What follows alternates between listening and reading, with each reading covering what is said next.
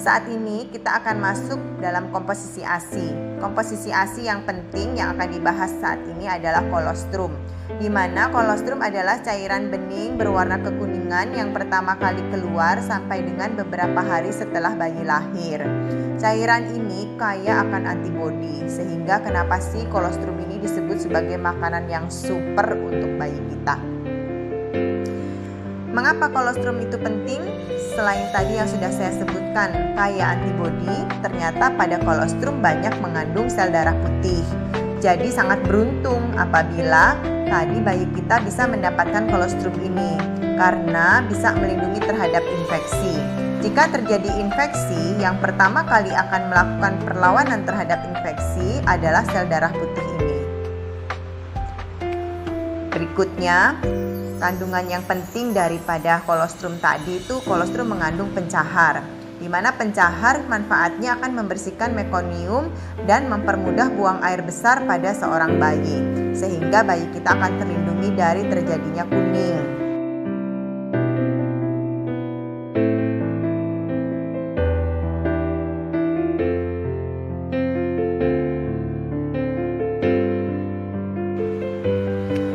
Terdapat juga faktor pertumbuhan di dalam kolostrum yang bisa membantu maturitas usus dan bisa mencegah alergi serta intoleransi.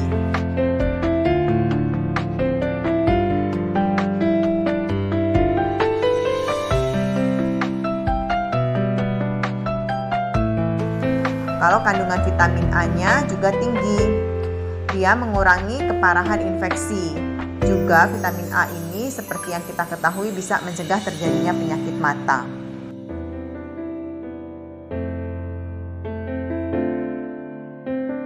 Setelah kita membicarakan tentang kolostrum, sekarang ini kita membicarakan tentang ASI matur.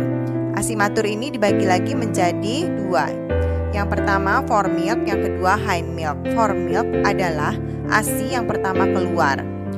Ini tinggi akan protein, sedangkan hind milk itu disebut juga dengan ASI akhir.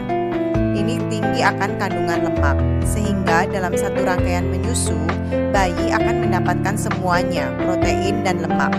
Jika bayi tersebut menyusu dengan efektif, biasanya setelah dia kenyang akan tertidur. Ini ada gambaran bagaimana komposisi kolostrum jika dibandingkan dengan susu ASI yang matur. Dilihat dari kadar laktosanya, protein dan lemak. Ternyata pada kolostrum itu kandungan proteinnya sangat tinggi jika dibandingkan kadar susu ASI yang matur. Protein yang tinggi tadi inilah yang kaya akan mengandung zat antibodi. Sehingga kolostrum ini sangat penting pertama kali untuk diberikan kepada bayi karena bisa melindungi dari infeksi. Sedangkan komposisi lemaknya, pada kolostrum ini komposisi lemaknya jika dibandingkan dengan susu matur, pada susu yang fore milk atau yang pertama kali keluar itu ternyata kandungannya mirip. Tapi kalau dibandingkan dengan hind milk, tentu lebih kaya lemak itu adalah kandungan ASI matur yang hind milk.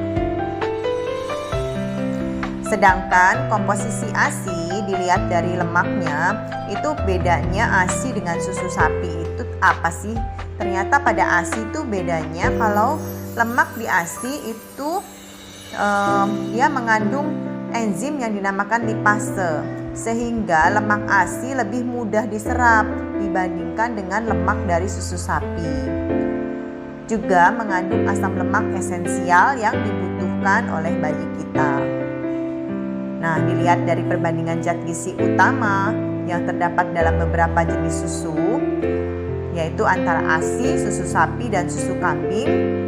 Kalau kita lihat dari komposisi laktosa, protein, dan lemak, ternyata ASI itu kaya akan laktosa. Tapi proteinnya ini jauh lebih sedikit jika dibandingkan dengan susu sapi dan susu kambing. Kalau kadar lemaknya kurang lebih hampir mirip. Laktosa ini penting sekali untuk bayi kita karena penting untuk perkembangan syaraf juga. Sedangkan proteinnya kenapa kok jumlahnya lebih sedikit dibandingkan dengan susu sapi atau susu kambing? Wajar saja karena memang ASI itu dibuat untuk bayi kita yang berat badannya mungkin hanya 3 kg. Sedangkan bayi sapi atau bayi kambing, kalau dilihat dari berat badannya, begitu lahir sudah bisa mencapai 50 kg. Jadi kenapa dia lebih kaya akan protein? Tetapi ini tidak cocok untuk diberikan kepada bayi kita. Apabila dibuat susu formula, maka susu sapi atau susu kambing tadi pasti akan kita encerkan untuk mendapatkan protein yang sesuai untuk bayi kita dan tidak memberatkan fungsi ginjal dari bayi kita, sehingga susu sapi atau susu kambing yang tadi kita encerkan pasti kandungan yang lain-lainnya juga akan berubah. Bagaimana dengan kandungan laktosanya? Pasti akan jauh lebih berkurang lagi jika dibandingkan dengan yang terdapat dalam ASI. Sedangkan bagaimana sih perbedaan komposisi protein antara ASI dan susu sapi? Nah, protein itu kita mengenal ada yang namanya protein whey dan kasein. Ada dua macam protein. Nah, protein whey sama kasein ini apa bedanya? Ternyata protein whey ini adalah protein yang mudah diserap karena dia kalau sampai dalam usus bayi dia tetap cair. Sedangkan protein kasein ini lebih sulit untuk diserap dan biasanya sampai di usus dia itu akan menggumpal. Ternyata pada ASI itu kandungan kasein itu hanya 35%. Sedangkan pada susu sapi 82% itu mengandung kasein. Protein whey-nya sendiri hanya 18%. Jadi kenapa sih susu ASI? Kenapa itu ASI lebih mudah diserap? Itu karena kandungan komposisi yang terdapat dalam ASI itu sendiri. Sedangkan kandungan zat besi yang terdapat dalam ASI dibandingkan dengan susu sapi itu kandungannya hampir mirip, yaitu 50-70 mikrogram per 100 ml, demikian juga pada susu sapi. Nah, berarti sama bagusnya dong. Tapi ternyata dari 50-70 mikrogram per 100 ml ini, kalau pada ASI itu yang bisa diserap sama bayi kita kurang lebih 50%. Tapi kalau pada susu sapi ternyata kandungan segitu yang bisa diserap hanya 10%. Jadi lebih beresiko mana untuk kekurangan defisiensi zat besi? Lebih beresiko bayi yang mendapatkan susu sapi. Ini tadi adalah yang saya singgung mengenai perbedaan protein whey dan kasein. Di mana tadi saya sebutkan protein whey itu dalam usus tetap cair, mudah diserap, komposisinya dalam ASI itu ada 80-50%. Kemudian beberapa jenis protein whey itu yang penting yang terdapat dalam ASI itu seperti alfa lactalbumin, lactoferrin dan IgE secretorik. Sedangkan protein kasein itu biasanya dia menggumpal dalam usus sehingga lebih sulit untuk diserap. Susu sapi 82% mengandung kasein, sedangkan whey-nya hanya 18%. Sedangkan karbohidrat yang terdapat dalam ASI itu ada laktosa dan oligosakarida. Laktosa itu sebagian besar karbohidrat dalam ASI, ada dalam bentuk ini, yang berperan dalam meningkatkan penyerapan kalsium. Juga penting untuk perkembangan syaraf otak. Kalau oligosakarida berperan dalam mencegah perlekatan mikroorganisme penyebab infeksi di usus bayi yang dapat mencegah infeksi dan diare. Nah, berbagai vitamin yang terdapat dalam ASI, tentu ASI ini kaya akan vitamin ya bun, yang tidak kita ragukan lagi untuk bayi kita. Nah, kandungan vitamin A sendiri itu kandungannya dalam kolostrum ada 2 kali jauh lebih tinggi dibandingkan dengan susu matur. Vitamin B sendiri, kandungan vitamin B yang rendah itu sering ditemukan pada ibu yang vegetarian atau malnutrisi, ibu yang pernah menjalani operasi bypass lambung, atau yang memiliki penyakit yang dinamakan hipotiroid atau anemia perniciosa laten. Nah, kalau kandungan vitamin D-nya, kandungannya ini tergantung pada paparan ibu terhadap sinar matahari. Kalau ibu tadi sering terkena sinar matahari, maka kandungan vitamin D yang terdapat dalam ASI juga lebih tinggi.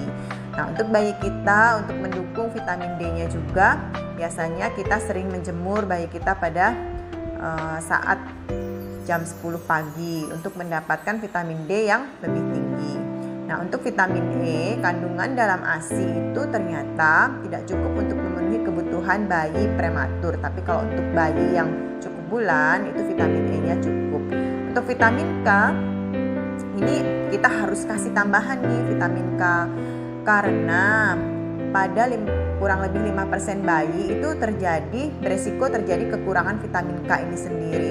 Vitamin K ini bahaya ya Bun kalau seandainya sampai kurang.